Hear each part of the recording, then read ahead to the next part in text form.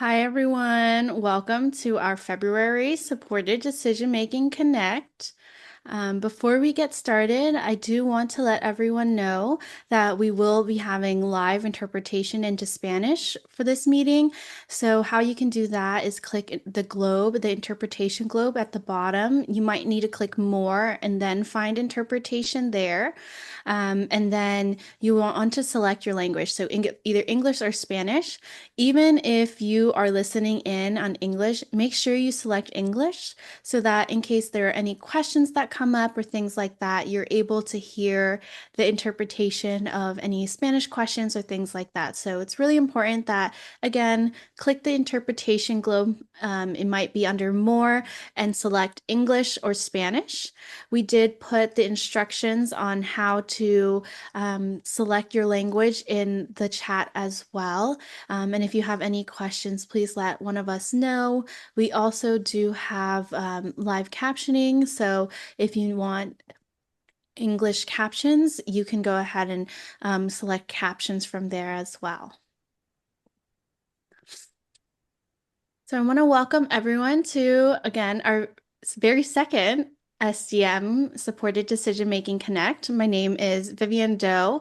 I'm our project manager for our Supported Decision Making Training and Information Center. So the goal is to be able to provide all of you more information about supported decision making. This event, this meeting really came about from our conference where lots of people talked about wanting to learn more about supported decision making, learn from not just us, not learn just from guest speakers, but also to learn from each other. And so I just want to share that this week, today, we're going to be presenting on building and expanding circles of support, but not every monthly meeting will we have a guest speaker, right? So we'll sometimes have kind of a discussion, almost like a support group style thing. And if you follow our social media, you'll get to see ahead of time what our meeting for that month will be all about. And so, really excited to have everyone here. Before we begin today, we did have one announcement to share with all of you, and it is supported decision making related. So, hopefully, everyone here will be able to join. If you missed last summer in July, we hosted a supported decision making summer training series, and it was 4 parts. And we got to learn in depth about supported decision making in healthcare, in finances, in education, and more. And so we're redoing that training for those who missed it or want to come back, learn more, reabsorb the information. And we're hosting it March 5th, the 12th, the 19th, and the 26th from 4:30 to 6 p.m. And that will be on Thursdays. And so each session will be different. We'll start off with an introduction to supported decision making. Then we will have supported decision making in finances and healthcare and education, as well as independent living and things like that as well. So learning about supported decision making in all areas. And finally, we'll end off with a panel discussion of different self-advocates, but also family advocates to learn about how supported decision making will work. I know folks are already asking, will we be able to unmute ourselves to ask questions or share comments afterwards? And yes, you all will be able to unmute and ask questions after our presentation. And so again, Kaylee just put into the chat the registration link. I hope those of you all who are here today are able to join and learn more about supported decision making and just really continue to learn more and get trained about this and share it with other folks as well. And so with that, we'll go ahead and get started with our presentation today. If you want to follow along, we're going to place the presentation links in the chat right now. We're going to have them in both English and Spanish. We'll be sharing screen in both Spanish and English. So first, Kaylee will share her screens in Spanish. Then I will share my screen in English, so that will be the default. But if you want to toggle to the Spanish slides, please do so at the top. It should say Espanol on the top, and you can toggle between either my slides, it should say Vivian Doe's slides, or it should say it in Spanish. And so we will have both of those slides there for you all. And so, first, now we'll go ahead and get started with our presentation today on building and expanding circles of support. And so, again, my name is Vivian Doe. I'm our project manager for supported decision making projects, our training and information center. But another hat I wear is I'm also a family member. I've also been supportive of friends and other folks. I've worked as staff on other folks as well. So I'm also here as a supporter wanting to give you all more information too. And I'll pass it over to Tina, who will be co-presenting with me to introduce themselves. Hello, Vivian. How are you? Good. I'm glad that everybody came. My name is Tina Ewing Wilson, and I've been with DVU a couple of years. I've been doing supported decision making and self determination program for 25 years now. 25 years now. And so I recently changed over to having my supported decision making be formal, where it was informal before. Um, and I'm happy to help present. All right, and we'll go ahead and go to our next slide where Tina will just open up with some opening words for all of us. We can do anything with the right supports, but they must be the right supports. Yeah, and so I just want everyone to really think about this as we continue today, as we talk about how to build up the circle of support and expand it out. Oftentimes, people have asked us, well, my circle of support is really small right now. What can I do to make it bigger? How can I add more people to it? And we'll touch on that today. So I'll go ahead and go into table of contents a little bit. Right here, today we're going to be talking about tools for success, a little brief introduction to supported decision making. We'll talk about the freedom to choose, circles of support, choosing supports, and finally expanding our circle. First, we'll give a little recap on what supported decision making is. So, supported decision making is person centered. It's the practice of where the self advocate, person with a disability, chooses supporters to help them choose and make decisions. And these supporters help them understand what their decisions are, help them communicate what their decisions are. And the beauty of this is it's voluntary. So, the self advocate is the person that decides, and they're in the ones in the driver's seat and they make the final decision. It's flexible, it's based on trust, it respects risk taking, and it changes over time, right? Like all of us, when we were freshly 18, we all might not have made the best decisions ever about our finances, right? But as we get older, we turn 25, we turn 35, right? We are gaining capacity every day and we're learning how to make better decisions by practicing. And we'll touch on that more there. And all of this is in contrast to conservatorships, right? Where conservatorships, there's one person or possibly two people making all the decisions for the person with a disability.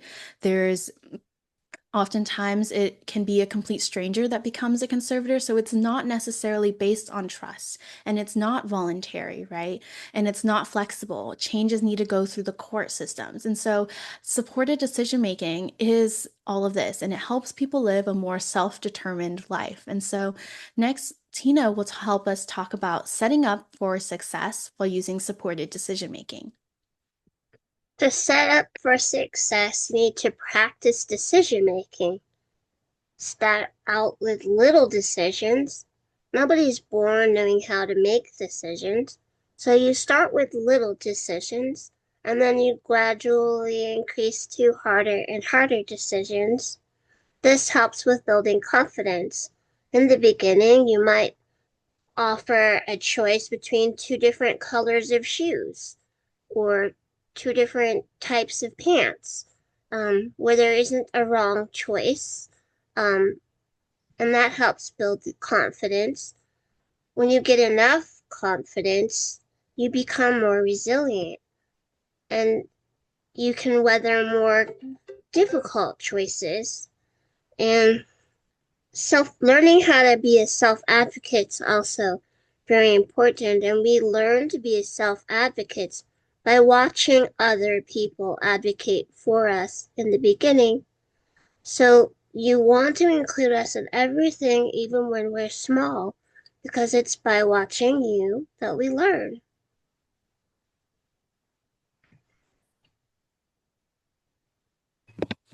Thank you, Tina. And again, this is all about building resiliency and helping you understand that you have the right to make these decisions, right? All of us have the right to make these decisions. And so this is all talking about setting up for success. Next, Tina will kick us off by talking about dignity of risk and making mistakes.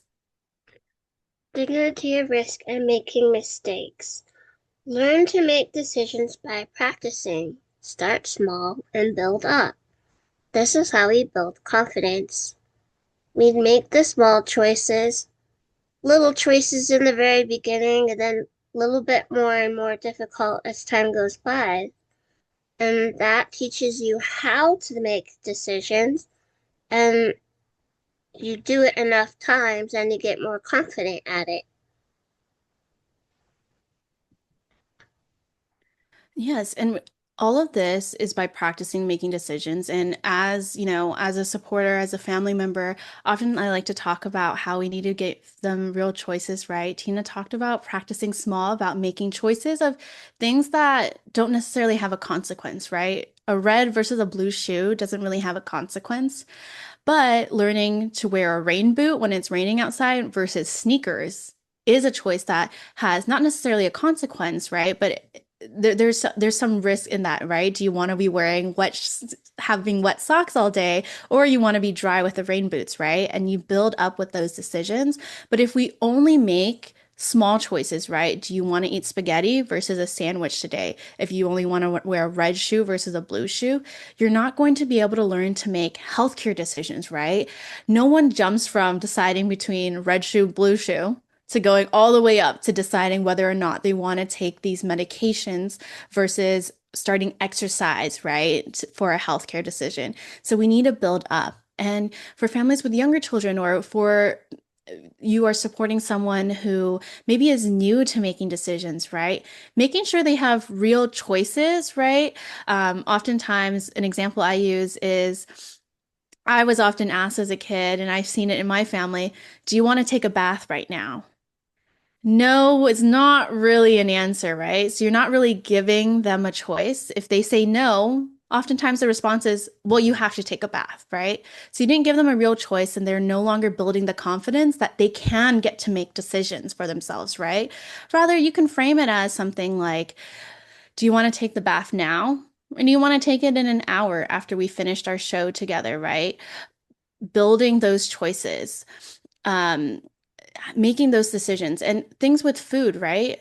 Maybe it's deciding between whether you're going to have French fries today and sandwich, though that might seem inconsequential or doesn't have many consequences right now. You need to think about how will that affect your diet? How will that affect your health, right? And so letting them start small and building up to make these types of decisions there. It also helps to talk about the decisions. Don't just offer a choice, explain the choice. That's what supported decision making is. It's knowing what the consequences are before you make the decision. So you could say, what do you think the weather is outside today? Do you think we should wear tennis shoes or rain boots? And then explain why. But let us make mistakes. Let us choose wrong sometimes. I mean, be wise about those times when you allow us, when we're small, to make the wrong choice. But it is through our mistakes that we learn. Sometimes you have to let a child get their feet wet before they're going to figure out, oh, now I understand. Yeah. Tina, such great points there. And from the perspective of supporter, it's also knowing to be there for your person after they make the choice that maybe has a consequence, right? Rather than, okay, they decided to wear sneakers because it matched their outfit more rather than their rain boots, right? And now they have wet shoes all day and wet socks all day and they're upset already. The response should not be, see, I told you so, right? That does not build any confidence. It's, hey, okay, I see that this has happened. What can we do next time? so that this doesn't happen, right? It's showing that you are going to be there to support them, no matter what they decide, right? And that's the real role of what a supporter is. And so It's next, oh, sorry, also go ahead, Tina. talking about that dignity of rest. You might let your child go ahead and wear the tennis shoes, even though you would prefer they wear the galoshes so their feet don't go get wet. But you know they made that choice. So you let them make that choice, and then you bring dry shoes so that when their feet get wet, you can explain to them that it's okay. I took care of you. I knew that was going to happen, so I brought these shoes along. And that also helps with decision making because sometimes part of decision making is planning for the mistakes. It's figuring out, okay, what could go wrong and how do we not let that go wrong? Completely agree, Tina. And next, we'll go on to talking about what is the circle of support. So go ahead, Tina. So, a circle of support is a group of people chosen by the individual who advise, offer hands on help, respect person's choices, and that circle of support can change over time. So, like in the beginning, when we're children, our circle of support usually includes our parents, possibly an older sibling, and some grandparents. But as we get older, we add friends, we add teachers, we add other people in our lives, and we learn things like there's people that are experts on stuff, and they can become a part of the people that you ask questions from. And when we are referring to hands-on help, this can be things such as day-to-day support, right? Maybe you have a paid supporter that helps you with things of daily living. It can also be someone who is the person that provides you transportation, right? To and from your events and things like that as well. Next, I'll kind of touch on who can be a supporter. So, supported decision making is relatively new to California law, right? Though lots of people have been practicing it forever. Supported decision making was recognized in California law with the Assembly Bill 1663 in 2022. In that law, it states specifically what supporters cannot be, but supporters can be family, friends, staffs, other professionals, self advocates, other professional advocates, community members, and we'll touch on more of brainstorming out who should be a supporter for you. But we also want to talk about what the supporters must not be according to the law. And so, supporters must not have a conflict of interest, especially if supporters are helping you with your finances, right? They should not be having a vested interest. If this supporter is the one that is helping you pay your rent all the time and deciding where your leftover money goes, right? They shouldn't have a say in that. Or maybe your paid supporter should not be having a say in deciding how much they get paid, right? That is a conflict of interest. Other things to ensure safety, right? The supporter can never have been accused or found guilty of abuse, neglect, coercion, or fraud, or not have a restraining order. And so next, we'll go into this is a sample of an example consent form of a supporter. As we've talked about in the past, with supported decision making, you don't need to have a supported decision making agreement. But according to the law, if you do choose to use a supported decision making agreement, there are some requirements it has to have. And one of them is the consent of the supporter. And the supporter has to read through all of these qualifications and be able to sign to say that, yes, I've never been convicted of fraud, neglect, or abuse, and things like that. And so this is an example of it. Kaylee can put in the chat the link to our handbook. We have it available in English, Spanish, and it should soon be up in Korean. And at the very end, there's of the handbook, there's example forms, especially the supported decision-making agreement there. And that will show you the consent of the supporter there as well. Next, we'll pass it over to Tina to talk about now that you know what a circle of support is, why is this so important? So, circles of support are really important because it creates connection. unlike conservatorship. It strengthens self determination, it builds confidence, it promotes dignity and independence.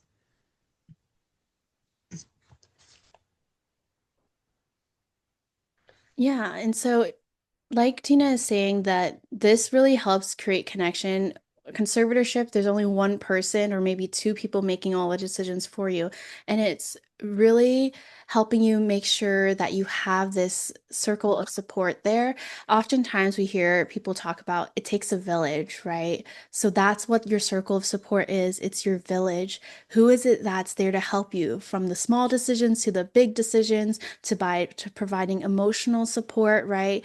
That is what a circle of support is. In other words, this is your village. So let's talk about what and who consists of in the village. And so this is an example of a worksheet that Kaylee can help put in the chat. We have it in both English and Spanish, something that you can print out, and we'll share our screen with the full worksheet later. But you can print out and you can fill out this document to really think about who you want your circle of support and think about maybe you have too many people in the outer circles, right? But not enough people in the inner circles. And we'll talk about what an inner, middle, and outer circle is. But I know Tina wants to add something about how this is just a worksheet, right? This is just a template. It doesn't necessarily mean your close family has to be in your inner circle. And Tina can share more on that. Yeah, when I was young, my family was in the inner circle, but my family's not in the inner circle any longer, mostly because I don't have a lot of family. But relationships change, and as you get older, you learn to connect with other people, and that's actually a good and healthy thing. That doesn't mean I don't still talk to my mother. I talk to her all the time. But my mother's 89 years old and isn't really involved in my decision making anymore. So I have my supported decision making team has people that actually are involved in my life on a regular daily and weekly basis. So it's okay if it changes. Sometimes people move in closer for a season and then move back out. And sometimes they the where they are can fluctuate, and you can even have circles inside your circles. Not all of my staff help me with supported decision making. All of them help me with like the little tiny day-to-day choices, like what are we going to have for dinner? But only certain people help me with the bigger choices, like the doctor wants me to have surgery. I'm not going to have all of my staff aren't going to have input to that. Just the person who works the closest with me. I And hope like Tina that's was helpful.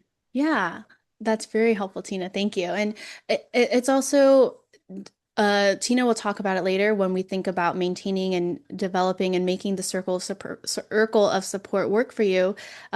Think about what circles you have, who are in the circles, and how you want to be supported, right? It doesn't mean that every time we need to decide between mashed potatoes and, chicken nuggets, we're having a meeting of every single person in your circle of support, right? It might be maybe one, it might be two, or it might be a decision that you make on your own at that time. There's beauty in it, but it's just knowing that you have this circle of people. And so sometimes it can be helpful to print this worksheet out and fill it out with all the people. And like Tina is saying, feel free to change it, print out a new document, brainstorm again, right? People change and the support you need changes over time. Next, I'll kick it off with talking about who is in this inner circle, right? And Tina can help share more stories about there, but the people in your inner circle are the closest to you or closest to the individual. They're deeply trusted. You talk about things such as emotions, feelings, your wants, your desires, your goals. They're involved in big, important decisions, right? Maybe deciding that you want to move out, deciding you want to have a job, deciding what you want to do with your healthcare decisions, right? And this person knows this person very well, right? And we'll talk about it more. Like your doctor knows a lot about your healthcare, right? but they don't necessarily know you. They don't know your emotions, right? So you wouldn't necessarily put, for most people, they most likely won't put their doctor in the inner circle. Of course, if your doctor is your family member, right, that might change, right? Again, you're talking about flexibility and how is this different for everyone. And so I'll pass it over to Tina to talk a little bit more about the inner circle. The inner circle changes. It doesn't stay the same. It's the people you're the closest to right now. It's the people whose input you feel most comfortable with right now. And let's say you're going through cancer, your doctor may very well move into your inner circle for a period of time because you're in the hospital or you're, you know, needing intense treatment, but he might not stay there. When you get better, he'll move out of the inner circle. So it all depends on who you are today, and who you are isn't going to be the same a year from now as it is today because change happens as we grow, and that's normal. The inner Yeah. circle has got to be the people that who whose advice you're going to trust. You wouldn't want somebody in your inner circle that you know isn't going to give you good advice.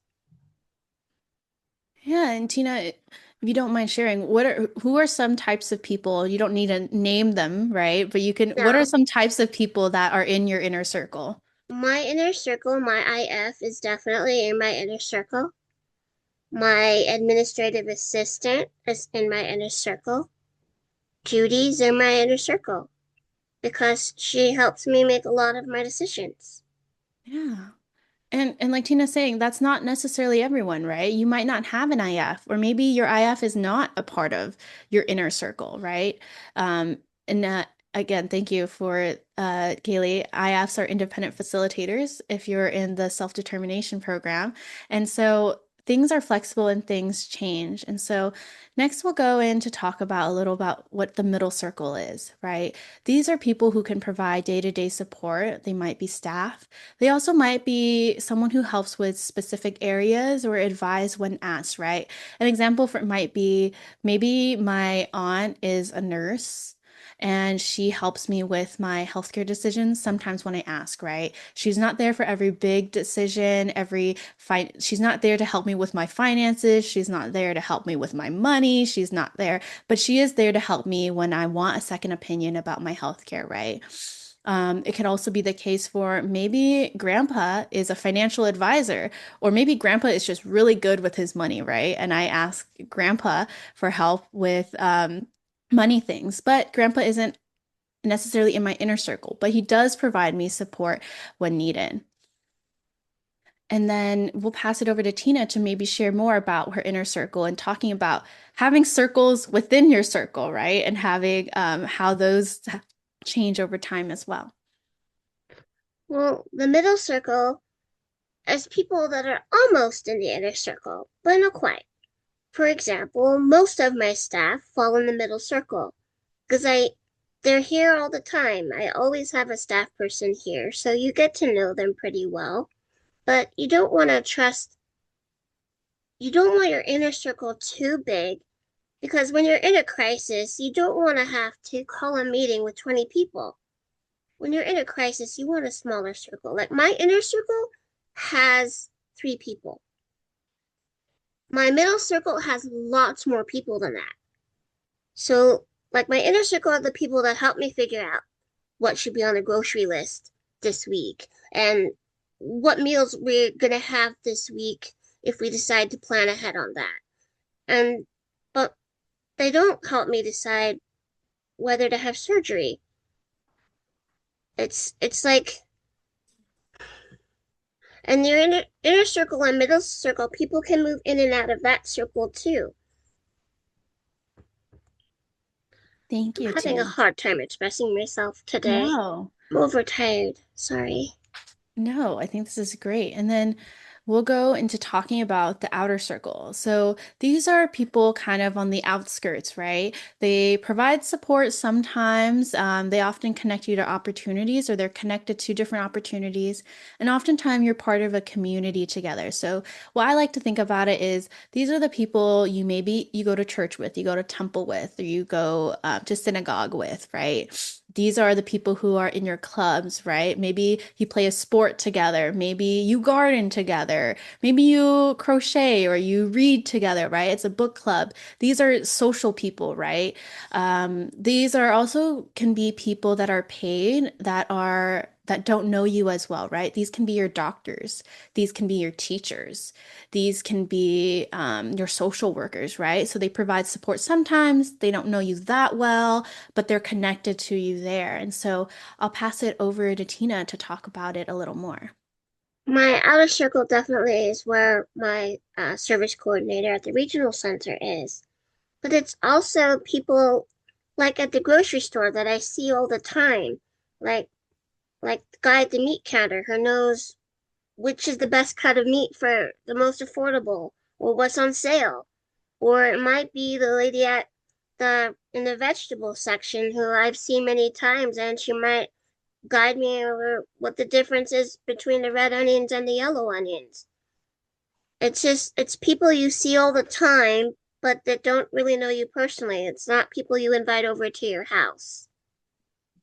Yeah, but it's still people who are supporting you in some way, shape, or form. And we'll talk about how these people can grow and become further into your circle too, right? If that's what you want, right?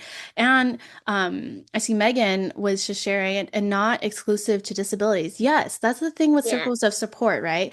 Everyone has a circle of support. Tina has a circle of support. I have a circle of support. You all have a circle of support.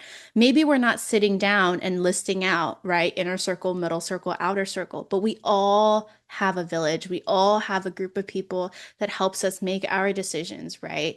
And oftentimes I think about how sometimes when a person without a disability reaches out for help, they're often praised, right? They're said, "Oh wow, great job. You don't know how to manage your finances that well, but you hired a financial planner. That's great. That's amazing for you." Why isn't it praised when people with disabilities do that, right? And so think about it. We all need some level of support, right? And how we get that support is all different there.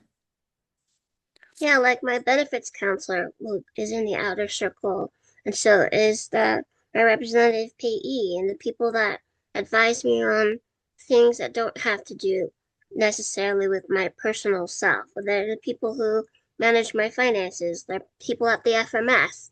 They're people I can't do without, and but yet they're not people who I know personally. Yeah, and next we'll go into building a circle of support. And so Tina will kick us off here. And building a circle of support, the first thing you want to do is decide what support you need.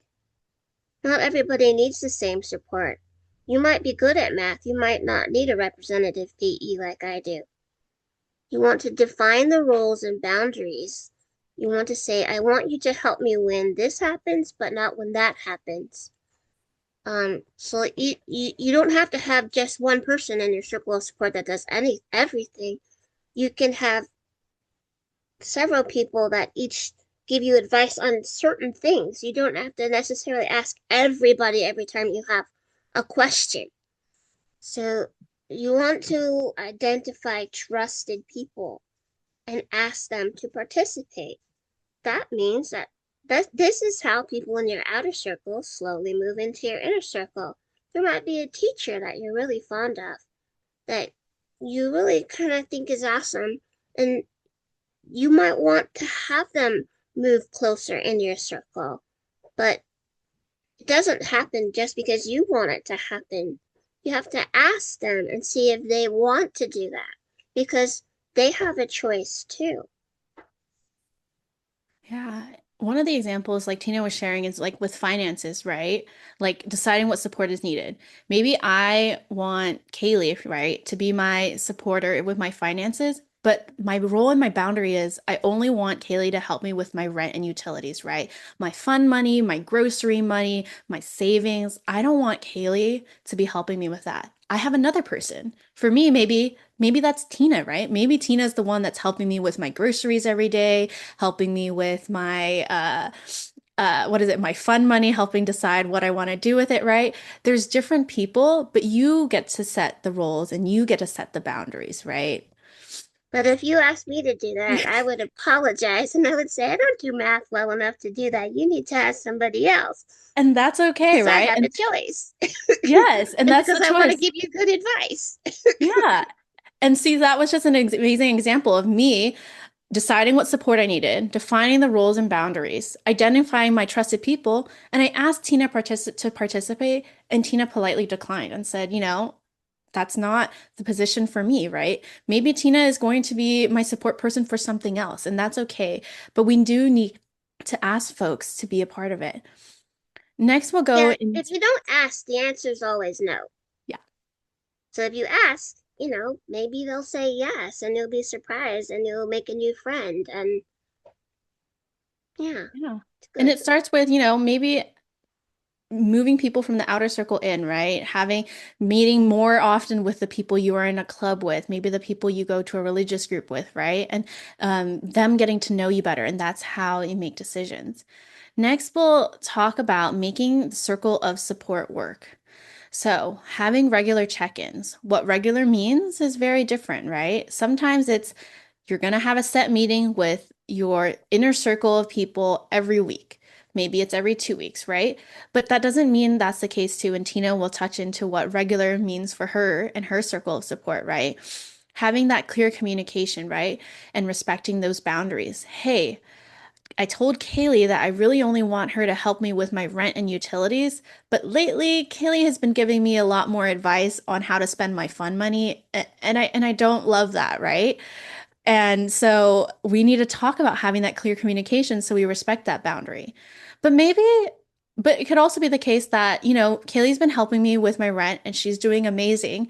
And now I want her to help me with more of my finances, right? And so now Kaylee has just moved from my middle circle to my inner circle and is now helping me with more of my larger financial decisions, right? And Tina can give some more real examples of what this means for her and how she makes her circle of support work. Well, for some of the people in my circle of support, regular check ins is 5 days a week. My administrative assistant is one of my inner circle, and 5 days a week we check in with each other. She asks me how I'm doing, what's the plan for today, what do you need help with? Um, but it's only 5 days a week, and we agree that I don't ask her lots of questions on the weekend because that's her time off. Because I need boundaries, and so does she. So clear, and that's part of clear communication. We talk to each other. We tell each other, hey, I'm having some strange symptoms. It might be time to talk to the doctor, but I want to ask you first because she's the person that helps me the most with medical stuff. But I talk to some of my other support staff too, some of my other inner circle too, but I usually talk to her about stuff first, and then we talk about whether, hey, maybe we should ask more people to get more opinions. So, like, what that consists of is different for everybody. Then I have other people in my supported decision making where we meet regularly. Like, my IF comes once a month, but that doesn't mean we don't call him when we have bigger questions. We'll call him on the phone or we'll text with him or do a Zoom or something um, when I feel like I need more help with something. And if the two of them think it's we need to talk to more people, then we bring in more people. But like I try to start small, make the decisions I can make without lots of other people because it's easier when you make your decisions with a smaller group of people. Yeah. Thank you so much for sharing, Tina. And then finally, we'll talk about before we open it all up to questions and we announce a exciting launch, we'll talk about adding to the circle of support. And so I'll talk about it briefly, and then Tina will share more about her stories. The easiest part is join clubs, join teams, join social groups, or like Tina is saying, talk to the lady that you see every single week at the grocery store, the guy at the meat counter, or or your doctor, right? Build relationships and encourage natural supports. And what I mean about natural supports is think about the people who are already supporting you in some capacity, right? Maybe it's your doctor, maybe it's your speech language therapist, right? Maybe your speech language therapist is awesome. They know you super well, they know what your goals are, they know what your communication needs are, and that is someone that you want to add to your circle of support and slowly bring them in to be a part of more decisions, right? That's what I mean about encouraging natural supports. Think about people who are already kind of on the outskirts helping you a little bit.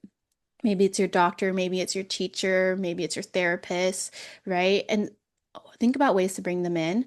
Other things is explore advocacy and leadership roles and advocacy options, right? Some of the things is like joining a group here or joining this meeting on here today, right? I already see people talking in the chat, responding to each other, right? That's how we build community. And in building that community, you really expand that circle of support and you make sure that you're not so isolated all the time, right? And I'll pass it over to Tina to talk more about that. And it's okay to think big. Join clubs, join teams, join social groups. Go to church if that's something you want to do. You can make friends in those places. And then you get to know people and they slowly move into your closer circles. One of the people I met at church that I liked but didn't really know very well actually helped me a great deal when I had a crisis occur and is now one of my closest friends. So if you don't go out into the community to meet people, your circle of support stays small. Yeah. So part of the process is building those relationships, going out, exploring the world. Yeah, and I just want to add exploring all types of relationships and all types of friendships and types of community too. Oftentimes I've seen it in my family too, right? When we encourage our self-advocate, person with a disability, to join groups of people with other disabilities. And yes, that's good to create that sense of community, but we need to expand it out. They need to meet all different types of people, right? And just join as many groups and join what feels right for you, right? And it's not a one size fits all, and you don't need to do all of this all at once, right? Maybe you want to focus right now on, I don't have enough in my inner circle yet. Let's focus on that first, right? Then maybe you want to focus on your middle circle. Okay, I have enough in my inner circle. I feel confident making my big decisions, right? I want to add some people in my middle circle or adding some people in my outer circle, right? Kind of developing it from there. Um, and I know lots of people are in the chat are putting in people that can get added to your circle of support, college professors, people at the local Y, and things like that as well. Tina, is there any last things that you want to add to this before we share some resources and really just open it up? Not necessarily question and answer, but also just a discussion session for all of us to kind of share and talk about more. Just that your circle of support needs to be who you want it to be. Don't let somebody else tell you who your inner circle should be. That should be up to you. And you should have a choice in all of that stuff. But setting boundaries is really important because you might want some people to help you with some things, but you might not want them to help you with other things. And that's okay because it's your life. You're allowed to make those choices. So the person that helps you figure out how to do one thing might not be the same person you want to help you figure out how to do other things. And then our final slide here is just wanting to share this QR code, and it's the same link to the handbook in the chat, but this is a list of all of DVU's SDM resources. So different forms that you can fill out and all those different types of things. It is going to get revamped very soon too, to include even more resources for everyone. And so before we open it up for questions, I'll go ahead and I know some folks didn't were not here at the beginning, so I'll go ahead and give a couple of announcements again, and then we'll launch kind of our animated video series that we've been launching. We've been showing one video at a time at our SDM Connects. Um, our first uh, our first announcement is that we are having a supported decision-making spring training series. So if you were here in the summer, we had a summer training series where we talked about supported decision making in depth. We talked about healthcare, finances, and we brought in doctors. We brought in people who make special needs trusts, right?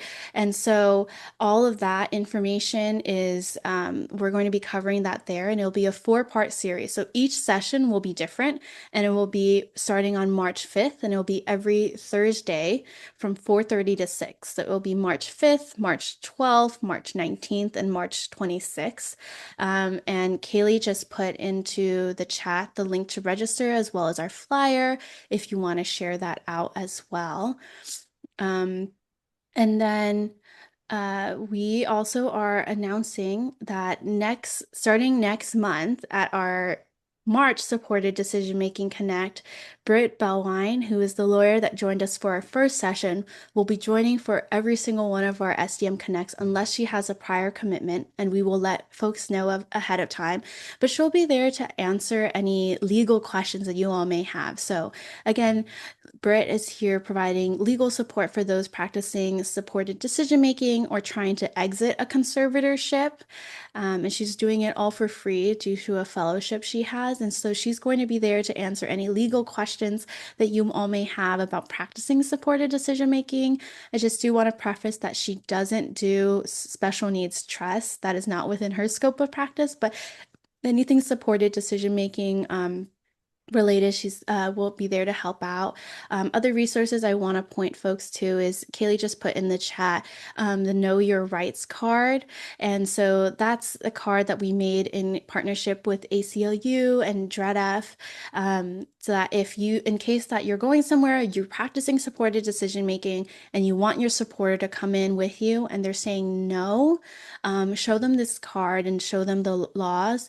I do want to preface and say that for some places, like the doctor's office or for education, right, especially if you're over 18, you might have to fill out some other forms, right?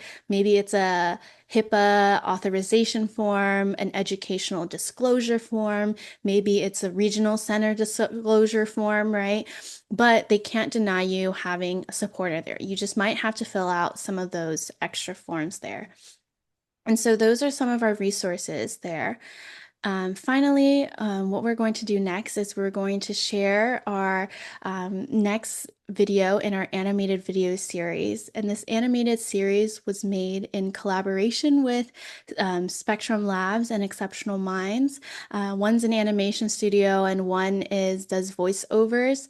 And this was all done by self-advocates. And so we're really proud to have done this. And so we're launching our supported decision making, communicating decisions video. It's about a 5-minute video. We'll play it here and you'll be some of the first people to see it. Some of you who follow us on social media might have gotten a sneak peek, but we'll play that now. The audio will be in English. There will be Spanish subtitles, but if you want to hear the audio in Spanish, it will be interpreted in the interpretation channel as well. And so we'll go ahead and do our video.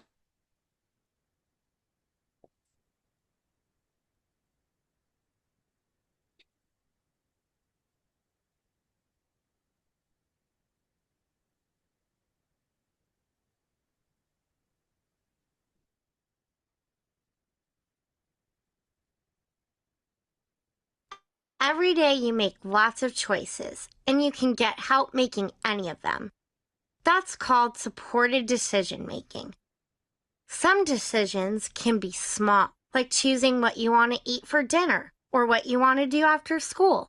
Some decisions are bigger, like deciding who you want to be your friends or what you want to be when you grow up. As you grow older, the decisions you need to make will grow as well. The help you need making these decisions can change as you grow. Sometimes you might need help making a big decision. You might ask your mom or dad or maybe even your friends. They can help you find information you might need to make a decision. You can also ask for their advice when things are tough. Let's meet Julian and his dad working together when times are tough. Julian, your teacher told me that you are not happy in school. Is there anything I can help with? Yeah, Dad. I am having trouble focusing in class because it's so loud. I can hear students talking, people moving in their chairs, and even the noises outside. I'm sorry to hear that, Julian. I know you don't like being in noisy environments, and that can be frustrating. Let's think about some possible solutions together. The school says no electronics, but do you think you can talk to my teacher about letting me use my noise cancellation headphones? That's a really great idea. Let's talk to your teacher about letting you use your headphones to block out some of the noise and help you focus. I can help you explain the problem to your teacher so that she understands. There are many different ways to share what your choice is. You may be able to talk with your supporters to explain your thoughts and feelings about a decision. You may use augmentative or alternative communication devices, like an iPad, or the help of a communication partner, or even a choice board to show what you want. You can also use your face or gestures like a smile or a thumbs up to share your choice too. It's important for your supporters to know how you like to share what your choice and feelings are. Let's imagine there is a decision to be made about where to go for lunch. Julian communicates by speaking and discusses lunch options with their supporters. Sophia uses an iPad and types to respond when their supporter explains the lunch options. Jason communicates with their supporter by using gestures, nodding yes or no to lunch choices as their supporter presents them. While deciding what to eat for lunch is a smaller decision, practicing small decisions builds the skills needed to make big decisions. Let's watch Jason work with their parents as they decide which club at school they want to join. Jason is going to the activities fair with their parents. During the fair, they pick up flyers from all the clubs they are interested in. Jason uses their iPad to ask questions about the time each club meets and what they do in each club. Once at home, Jason's parents present them with all of the options and help them think through all of their options. Hey Jason, it looks like you were really interested in the art club and board games club. Yes, Dad, you got that right. But I am not sure yet, Dad. I need some support while choosing. Let's make a pros and cons list for both the art club and the board games club.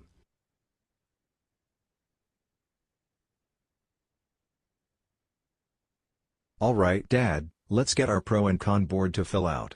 I want to join art club because I really like painting, but I already have art class on Saturdays. I like playing board games, but I don't get to play with them often. It would be cool to play more often.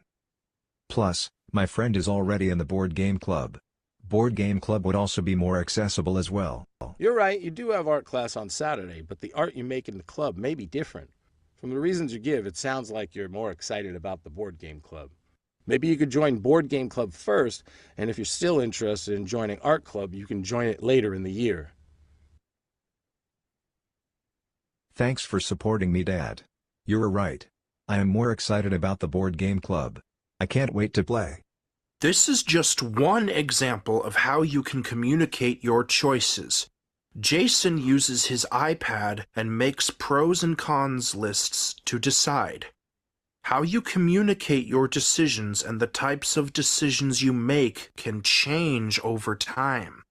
As you grow, the choices you have and the decisions you need to make will also grow. No matter how you express your choices, it's important to have people you trust who understand how you communicate and will work to make sure your opinions are heard and respected.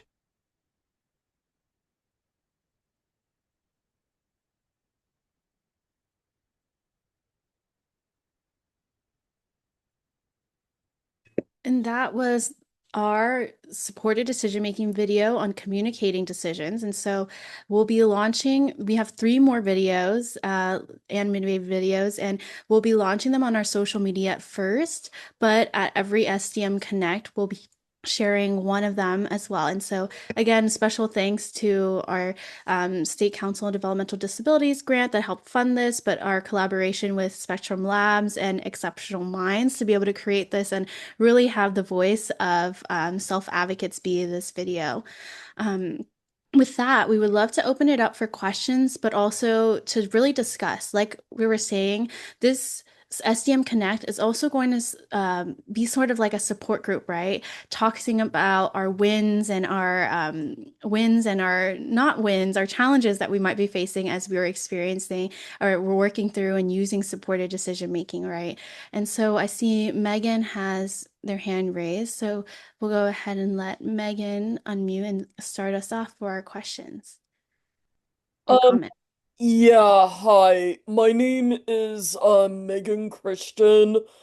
I recently just turned 41 and I'm an individual with autism. I also have other things, but being a individual with autism is my primary thing. Um, I love how you were talking about like with people with disabilities such as myself, like people will automatically expect us to say join recreational groups for others with disabilities and like for some people that's fine and for some people it may not be. I know for me myself personally, I was fully included throughout school, although it wasn't always easy. But, as you get older, I think sometimes, it goes back to being more and more disability focused, which again is good for some people and might not be for others because, it's not always true what they say, what, the old saying, what is good for the goose is good for the gander. But I think, we need more and more inclusive groups that mix, especially recreational, that mix people with and without disabilities because that's a way to create more authentic friendships. Anyway, that's just my opinion. I don't know what you all think, but either Yeah. one of you can take that. Yeah. Thank you so much for sharing, Megan. I'll pass it over to Tina right there. I I see Tina is ready to. totally agree with you. In fact, one of my favorite home and community-based services rights is the right to be in your community with as much with people with disabilities as people without, because uh, segregating us really isn't right. And we should have a choice in whether we are meeting with people with disabilities or meeting with people in general. And I generally try to choose people in general because I want to be part of my community. Um, but it's important that we have a choice in the matter. Yeah. Thank you so much, Megan, for sharing that comment and for Tina for adding on there. Um, and so before we go to Ryan, I see we had a couple of questions in the chat from during the presentation. So we'll go ahead and get those first. And so I see Jane asked, could you share when supported decision making is most appropriate? Although we don't want to conserve our son, we are unsure whether he would do well with supported decision making. And so I'll go ahead and start it off with here at Disability Voices United, we believe that supported decision making is for everyone, right? Because no matter what level of support you need, there's a different way that supported decision making looks like in your life, right? Especially if maybe your son is almost 18. At 18, none of us made the best decisions about our healthcare, about our finances, right? And so in those cases, there's some other safety nets, and we'll talk about it in future sessions, as well as the SDM training series. So I highly encourage you all, if Kaylee can put that in the chat again, would appreciate it for folks to join in and learn more about it because there are other safety nets in place, right? And you can practice something called substitute decision making. And those substitute decision making sounds similar to conservatorship. The difference is it can change at any time. So substitute decision making is when, I elect someone to make the decisions for me. And though that sounds like conservatorship, I know, it's different because I chose, right? I chose mom to make all of my healthcare decisions for right now. But I also have the power to say, it's no longer mom, it's actually going to be someone else. Maybe it's dad, maybe it's aunt, right? And you can change that anytime without the court system. And with substitute decision making, it can change. So maybe again, at 18, you are not the best equipped to make your healthcare decisions. But at 30, you might be better equipped and you might not need substitute decision making. And then that's where you'll pull in more supported decision making and shared decision making with your healthcare provider, right? And talking about doing it. Yes, like Megan is sharing in the chat, everyone is still learning and growing. And so supported decision making is important for everyone. I think it's also important to practice it as young as possible, right? The only way you get better at making good decisions is by practicing making good decisions, right? If you have never been given a decision or even a choice, right? Even to choose between red and blue shoes, like the entirety of your life, when you turn 18 and they ask you, do you want to get this surgery or not? You're not going to know what to do, right? And that's regardless of disability. And so, Jane, I highly encourage you join our sessions, the spring training series. We'll talk about it more in depth of using supported decision making in action, and then you can do that there. Other things is looking at our handbook. We share stories in there, both of people using SCM, stories of conservatorships, stories of people being in a conservatorship and exiting their conservatorship as well. Yeah, and then I see Brittany asks if I can get the email. If folks have further questions, you can send me an email. And I am putting it in the chat right now. It's just my name at dvunited.org.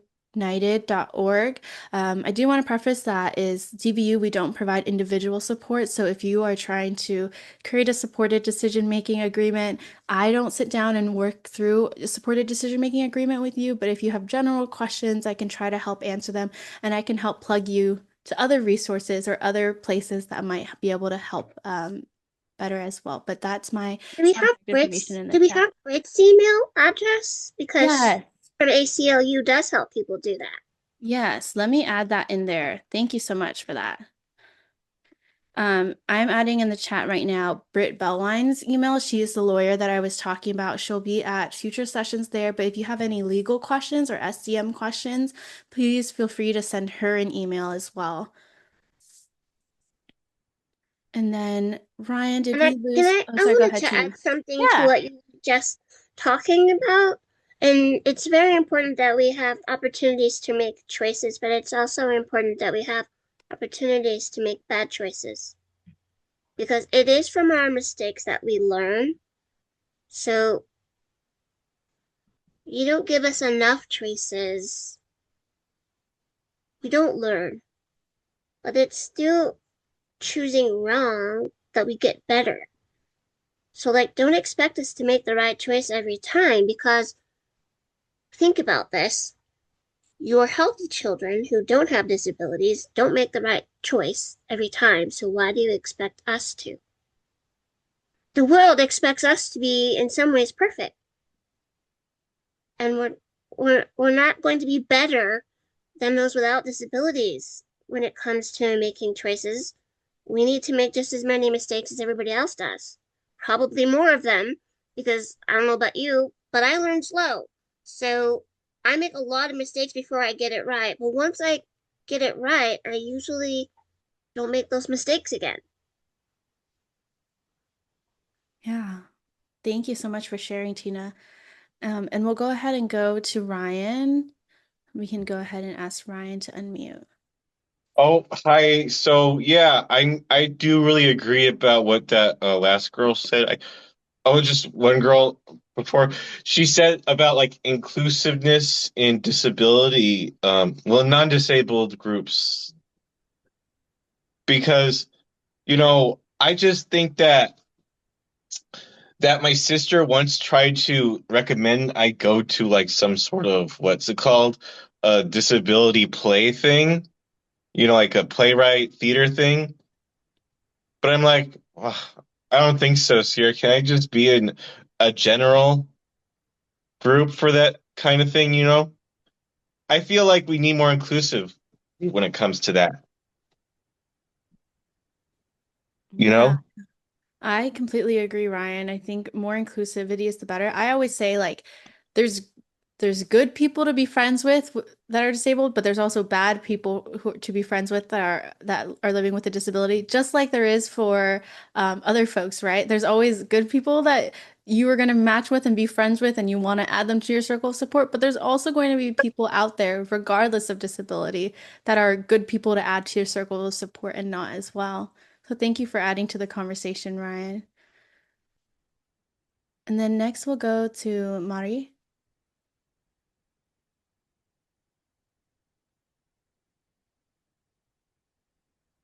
Uh, can you hear me? Yes. Okay, I was having a little issue and mute myself, but I wanted to say thank you first of all for the amazing presentation. I am a big fan of the SDM. My son practices the SDM, so I am, always um, attending this workshop because it's amazing what you guys are doing. And also my son being part of the voiceover from Spec Lab make it even more exciting. He was so excited that he's here at Spec Lab today. But on beside of creating these workshops for the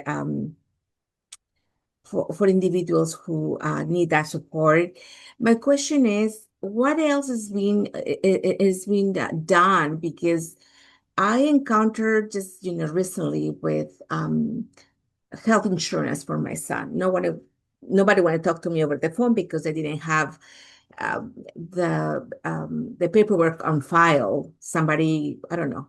I sent it, but for whatever reason, somebody didn't have it.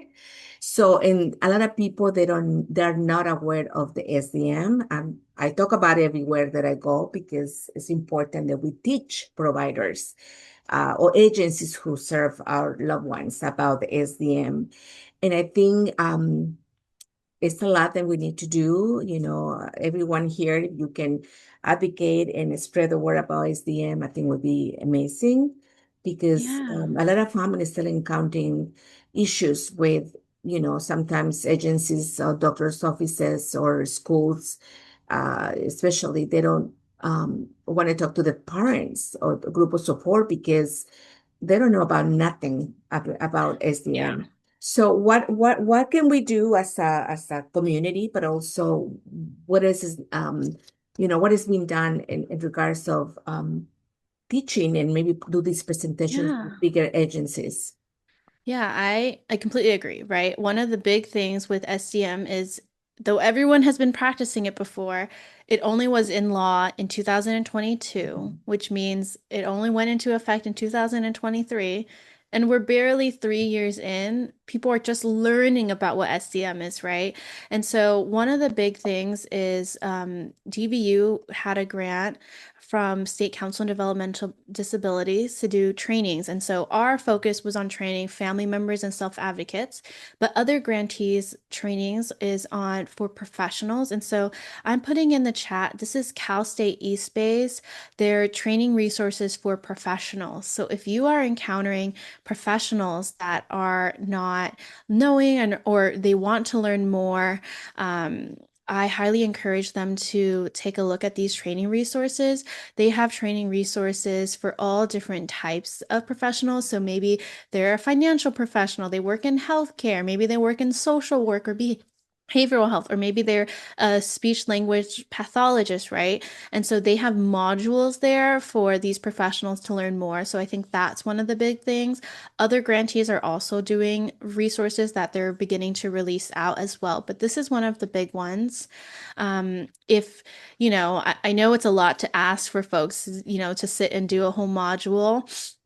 Other things is on top of that Know Your Rights card, Cal State East Bay also worked with DREDF to create this. I just put it in the chat, a little flyer, and it gives a bit more information than the card does, but the card is easy to keep on hand in your pocket, right, in your wallet.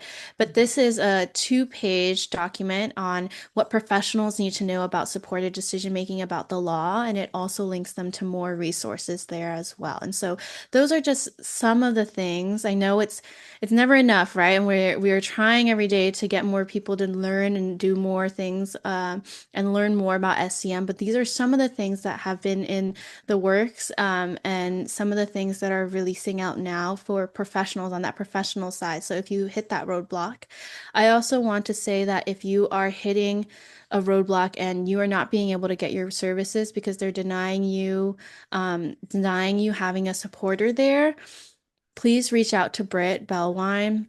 Her email is in the chat. I'll put it in again, but she can help with those resources if you are facing that roadblock, right? She can come in as a lawyer from ACLU to say, hey, you legally have to let the supporters be there, right? Maybe it's, again, you have to fill out some forms ahead of time, but that's some work there. Hopefully that answers your question.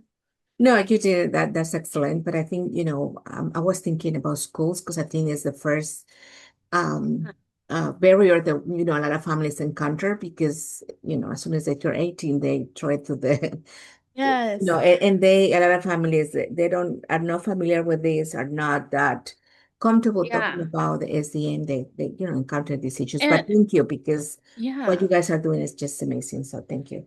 Of course. And one of the things with the education side, I'm glad that you brought that up, is late last year I did a training for all of the SELPA directors and SELPA administrators. And so there seems to be a lot of interest. A lot of them for the first time they're hearing about SCM, right? So I know that schools oftentimes push conservatorship, right? And sometimes they don't know any better. They don't know about this amazing other option to teach them. And so we presented to the SELPA directors. And so there are some SELPAs that are interested and are reaching out to us for us to come train their teachers. So there are some things in the works. Again, it's a very slow process to once a new law comes out and for people to learn about it and for people to get trained. But I do want to tell you that some things are in the works and some SELPAs will get it. Yes, special education local planning areas will be in the works and training those teachers there.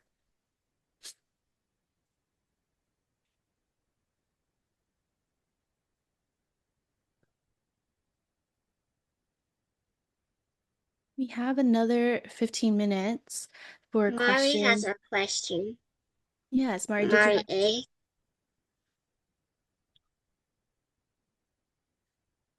It's me again. I just want to say thank you because I think that's when we start with schools, I think that will be easier with the rest because I think that's where the biggest barrier is.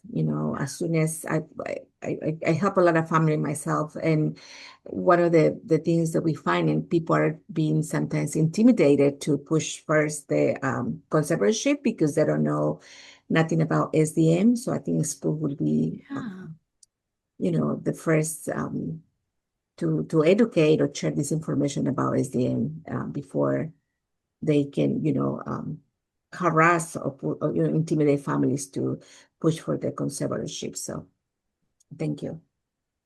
I agree.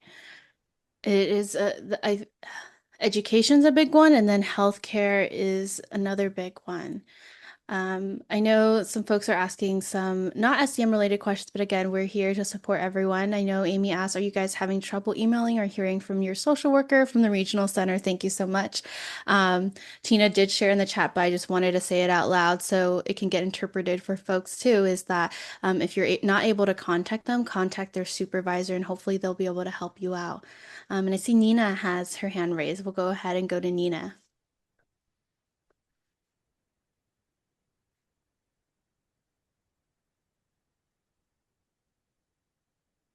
Nina, you're still muted. Again, am I still muted? No? No, We can hear you're you good now. now. Anyway, this is so great. And those videos, oh my God. But I just wanted to share something. I made a note to myself to make sure to tell you guys. And that was just, you know, how you were saying, I mean, the forms that you need to fill out at pretty much every institution, right? Your whatever they want to call you, a designated representative or, you know, confidential communications. I just had this a thing, the most absurd thing with my son. I had, you know, filled out the form for him and he filled it out. We both signed it. This is years ago at his, there's like a local, you know, like for healthcare under insurance, there's a medical group with multiple locations in the Bay Area. And I had to call to make an appointment or something. And it was just like, wait a minute, who are you? And I said, who I was. I said, you know, you can look me up. And they said, you're not, your form isn't here. I said, what are you talking? Well, I said, okay, fine. Let me send you another one. Like, what, you know, what do you want me to do? Wouldn't talk to me, you know, and I didn't know what was going on. And it was hit or miss, no matter. Sometimes I would call and people would just let me go ahead and I didn't even get into it with them. They just went ahead. So I couldn't tell what was up. And finally I got someone who would just walk me through this. And they said, oh, these forms have an expiration and they only last for like 3 years. And so you have to do another one. And again, I got all different kinds of information. Can I do it on the app, you know, or the you know, the portal? And you know, some say yes, some say no. When you know, so I found a way to make a copy of it. I had it all ready for our appointment.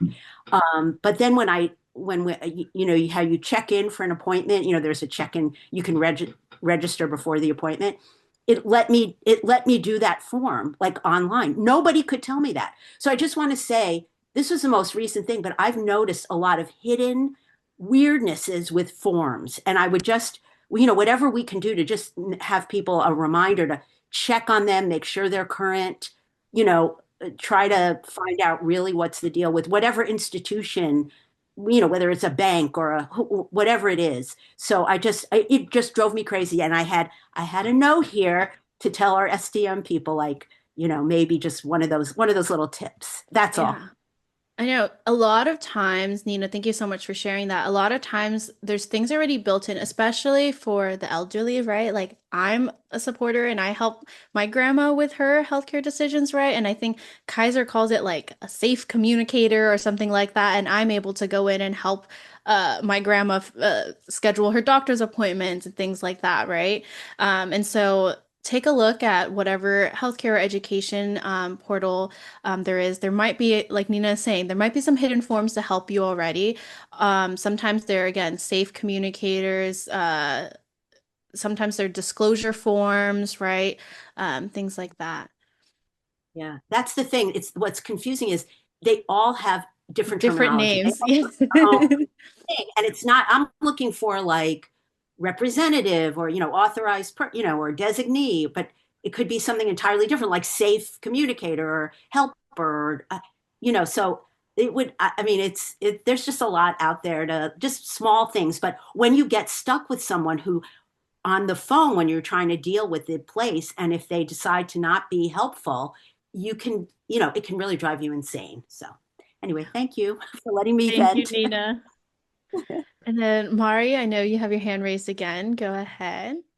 Thank you. No, I just want to, I encountered exactly what Nina was talking about. The issues is when you are over the phone, it's just impossible to go through that and get something resolved. But I just want to give another tip because that helped me in some situations.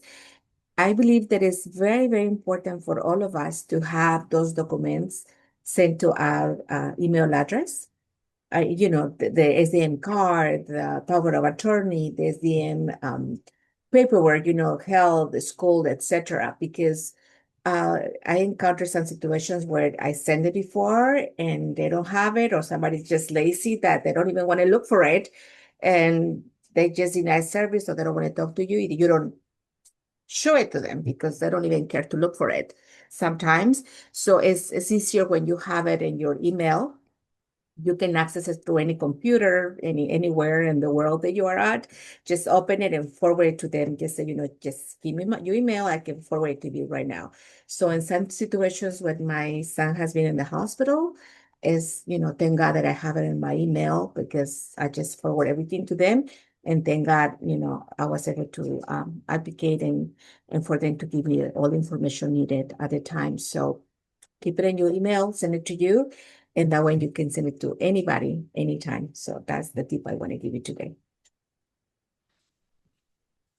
Thank you so much. And that was such a great tip. Just always having as much of that information on hand because, like we're saying, this is new. So people might be giving you trouble not because they mean to give you trouble, right? Giving them the benefit of the doubt, but because they don't know any better. Um, we can go to, I think Delphina just raised their hand. Not sure if that was on accident or not. There is a question in the chat that I think we need to respond to. Yeah, go if you It's want to at read it, Tina. at 5:14. I'm not gonna even try to pronounce that name because I will butcher it. But she says, "Will SDM apply to the Social Security office?" Yeah, and Tina, you answered it perfectly in the chat. Yes, it applies to all offices, um, doctors and regional centers and schools as well. The law does say no third party, and so this also includes the bank, right? But again, like Nina and Mari is saying, sometimes there's extra forms that we have to fill out and extra hurdles, right? But it applies to any third party there. And then I'm we have someone raising their hand, Libu Seth, if you want to unmute and ask your question.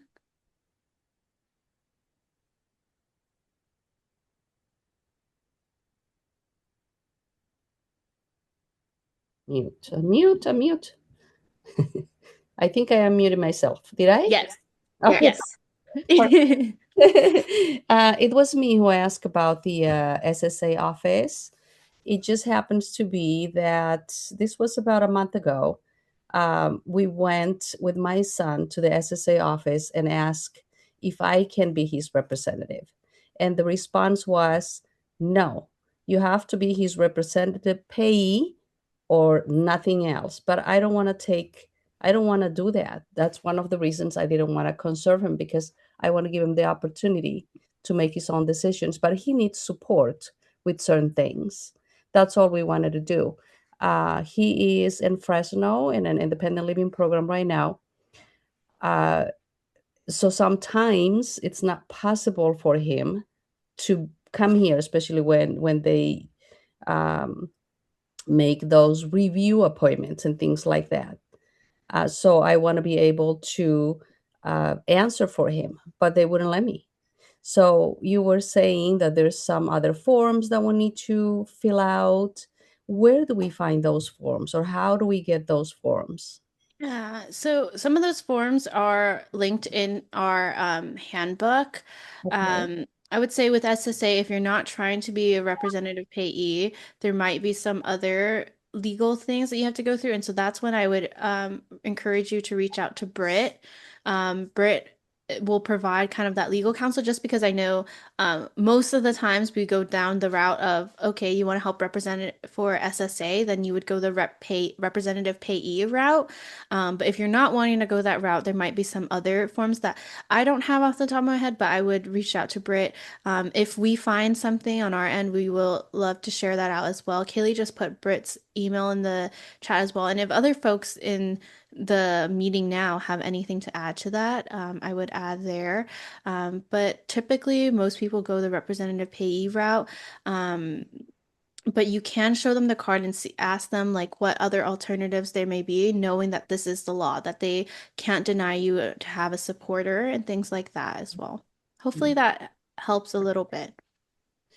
Yeah, I mean, I know we still have to learn a little bit more about the supported decision making. It's something new, at least for us is, and that's I think that's wonderful for our, especially for people like my son. He's high functioning, but he still needs support. Oftentimes to make educative decisions, especially when it comes to money and things like that. Yeah. And you might not want to make decisions for him. might want to support the decisions he makes by giving him all the information that he needs to make the decision. So Yes. you might want to find someone to support him who's closer to where he lives. Yeah. Yeah, that's a yes. I mean, he's in that independent living program, and I know they try to do that. But in the meantime, this is his first semester, so he doesn't know too many Yeah. people yet. He hasn't made those Yeah. connections yet. So in the meantime, we have applied for, I remember, I think sometime last year, the State Council on Developmental Disabilities sent the form for him and I to fill out. So, it will say that I am his representative for things like medical appointments and SSA offices. Fill out the form. We submitted it, but we never heard back. So, Yeah. Another thing you might want to look into is appointed representative services, which is ARS. I believe those folks can help you. You can help manage some things, but appointed representatives don't touch the money. Like they don't manage the money. Representative payee does manage the money. And so that's another thing that you can look into as well. yeah. Okay. Thank you so much. That's very helpful. I appreciate it. Thank you. And our final question for tonight, we'll pass it over to Kate for a quick question to close us out. Yeah, thank you. So I noticed in the links, there's a HIPAA release on your supported decision-making page for Yeah. DV. If we, responding to a lot of the questions that just happened, if we have that on with us all the time and you're trying to get into a medical appointment meeting with your loved one, can they say, no, we won't accept that form? You have to have our form? Yes, so they can say that you need to have their form, right? Just because they might have specific requirements on there, and that's kind of touching what Nina was saying. Every group kind of has their own form. This one is a generic one that we created with ACLU, but some things like I know Kaiser has their own specific form, and things like that. So but if you show it to them, they should be able to direct you to the correct form for their organization, if that makes sense. But Yeah. having that form is helpful as the first step there. But they can say we need our specific form. Because what you put that together, and based on what some people are saying on this call, they can just give you that runaround forever and never make their form available. So I guess at that They point, should be able to, if you have the form and you Yeah, so at that point, you would call to reach out and ask for them for like the yeah, HIPAA authorization form and things like that, and say, I already have a generic one filled out. Do you have a specific one for your organization that I need to fill out instead? Sometimes they'll accept it, sometimes they won't. Again, it depends on the organization. The ones we have does fit all of the legal requirements to be a legalized form. But again, each organization does have the right to say, oh, we need Kaiser specific form, we need, United specific form and things like that. okay, thank you. Thank you. And with that, we'll close out our February Supported Decision Making Connect. Thank you all for joining me and Tina in our conversation and talking about building and expanding circles of support. I hope everyone was able to learn a little bit more today. I know I learned a little bit more today. And I hope to see everyone at not only our March Supported Decision Making Connect, but also our March SCM training series there. And so thank you all.